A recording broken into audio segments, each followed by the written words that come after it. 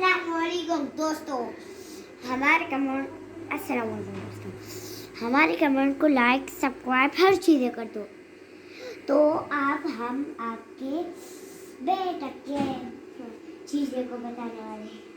ये कैंडल होता है, इसके अंदर आग जलाने खुद खुद चलता है, बिजली आती है। तो ये सोफ़ा है, ऐसे बैठे सोने भी है और ये बैठने के लिए यहाँ जगह भी है। तो ये भी ऐसे ये सोफा है, ऐसे बैठते हैं। और ये भी ये कुर्सी है, ऐसे बैठते हैं। सोफा है और ये सोफा है और ये भी सोफा है।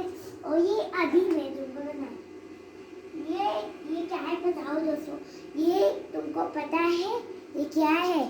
ये लव है, गोल्डन। आप दूसरे का